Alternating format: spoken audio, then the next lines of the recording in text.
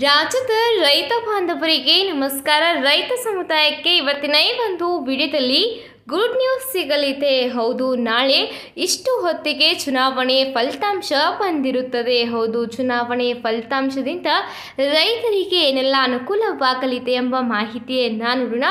ಪ್ರತಿಯೊಬ್ಬ ರೈತರು ಕೂಡ ವಿಡಿಯೋನ ಸಂಪೂರ್ಣವಾಗಿ ನೋಡಿ ಮಾಹಿತಿಯನ್ನು ತಿಳಿದುಕೊಳ್ಳಿ. ಅದಕ್ಕೂ ಮುಂಚೆ ನೀವಿನ್ನೂ ಕೂಡ ನಮ್ಮ ಚಾನಲ್ನ ಸಬ್ಸ್ಕ್ರೈಬ್ ಮಾಡಿಲ್ಲವೆಂದಲ್ಲಿ ಈ ಕೂಡಲೇ ತಪ್ಪದೇ ಸಬ್ಸ್ಕ್ರೈಬ್ ಮಾಡಿಕೊಳ್ಳಿ. ನಾವು ಹಾಕೋ ಪ್ರತಿಯೊಂದು ಹೊಸ ವಿಡಿಯೋಗಳು ಮೊದಲು ಬಂದು ನಿಮಗೆ ತಲುಪುತ್ತದೆ. ನಾಳೆ ಲೋಕಸಭಾ ಚುನಾವಣಾ ಫಲಿತಾಂಶ ಬರಲಿದ್ದು, ಈ ಒಂದು ಫಲಿತಾಂಶಕ್ಕಾಗಿ ದೇಶಾದ್ಯಂತ ಜನರು ಕಾತುರದಿಂದ ಕಾಯುತ್ತಿದ್ದಾರೆ. ಒಂದು ವೇಳೆ ಬಿಜೆಪಿ ಸರ್ಕಾರ ಏನಾದರೂ ಅಧಿಕಾರಕ್ಕೆ ಬಂದಲ್ಲಿ ರೈತರಿಗೆ ಯಾವೆಲ್ಲ ಪ್ರಯೋಜನಗಳು ಆಗಲಿವೆ ಎಂಬುದನ್ನ ನೋಡೋಣ ಬನ್ನಿ.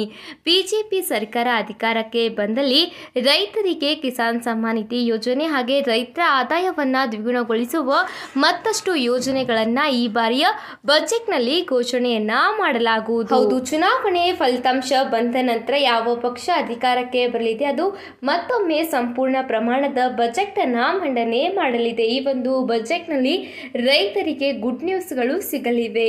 ಇದರ ಜೊತೆಗೆ ಕಾಂಗ್ರೆಸ್ ಪಕ್ಷ ಏನಾದರೂ ಕೇಂದ್ರದಲ್ಲಿ ಅಧಿಕಾರಕ್ಕೆ ಬಂದಲ್ಲಿ ರೈತರ ಸಾಲ ಮನ್ನಾ ಆಗಲಿದೆ. ಹೌದು, ಈಗಾಗಲೇ ಪ್ರಣಾಳಿಕೆಯಲ್ಲಿ ಹೇಳಿರುವ ಹಾಗೆ ರೈತರ ಸಾಲವನ್ನ ಮನ್ನಾ ಮಾಡುವುದಾಗಿ ಹೇಳಿದ್ದಾರೆ. ಹಾಗೆ ಕೃಷಿ ವಸ್ತುಗಳಿಗೆ ಜಿಎಸ್ಟಿಯನ್ನ ಹಾಕುವುದಿಲ್ಲ ಎಂದು ಕಾಂಗ್ರೆಸ್ ತನ್ನ ಪ್ರಣಾಳಿಕೆಯಲ್ಲಿ ತಿಳಿಸಿದೆ. ಇದರ ಜೊತೆಗೆ ಕಾಂಗ್ರೆಸ್ ಅಧಿಕಾರಕ್ಕೆ ಬಂದಲ್ಲಿ ಬಜೆಟ್ನಲ್ಲಿ ಮತ್ತೆ ಏನೆಲ್ಲ ಗುಡ್ ನ್ಯೂಸ್ಗಳು ಸಿಗಲಿವೆ ಎಂಬುದನ್ನು ಕಾದು ನೋಡಬೇಕಾಗಿದೆ. ಒಟ್ಟಿನಲ್ಲಿ ಬಿಜೆಪಿ ಮತ್ತು ಕಾಂಗ್ರೆಸ್ ಬಂದಲ್ಲಿ ಯಾವೆಲ್ಲ ಪ್ರಯೋಜನಗಳು ರೈತರಿಗೆ ಇದೆ ಎಂಬುದು ಮತ್ತಷ್ಟು ಯೋಜನೆಗಳು ಕೂಡ ಇವೆ. ಅದನ್ನು ಮುಂದಿನ ಒಂದು ವಿಡಿಯೋದಲ್ಲಿ ನೋಡೋಣ. ಇದರ ಜೊತೆಗೆ ರೈತರಿಗೆ ಮತ್ತೊಂದು ಪ್ರಮುಖವಾದ ಮಾಹಿತಿ ಇದೆ. ರೈತರಿಗೆ ಪಿಎಂ ಕಿಸಾನ್ ಸಮ್ಮಾನ್ ನಿಧಿ ಯೋಜನೆಯ ಮೊತ್ತ ಅಂದರೆ 17ನೇ ಕಂತಿಗಾಗಿ ರೈತರು ಕಾತುರದಿಂದ ಕಾಯುತ್ತಿದ್ದರು. ಚುನಾವಣೆ ಫಲಿತಾಂಶ ಬಂದ ನಂತರವೇ ಈ ಒಂದು ಕಂತಿನ ಮೊತ್ತ ಬರಲಿದೆ. ಹೌದು, ಬಿಜೆಪಿ ಅಧಿಕಾರಕ್ಕೆ ಬಂದರೆ ಮಾತ್ರ ಪಿಎಂ ಕಿಸಾನ್ ಸಮ್ಮಾನ್ ನಿಧಿ ಯೋಜನೆಯ ಮೊತ್ತ ಸಿಗಲಿದೆ. ಇಲ್ಲದಿದ್ದಲ್ಲಿ ರೈತನಿಗೆ ಈ ಮೊತ್ತ ಸಿಗುವುದಿಲ್ಲ. ಕಾಂಗ್ರೆಸ್ ಅಧಿಕಾರಕ್ಕೆ ಬಂದಲ್ಲಿ ಕಾಂಗ್ರೆಸ್ ಮತ್ತಷ್ಟು ಯೋಜನೆಗಳನ್ನು ತರಬಹುದು ಅಥವಾ ಈ ಒಂದು ಯೋಜನೆಯನ್ನ ಕೂಡ ಮುಂದುವರಿಸಬಹುದು.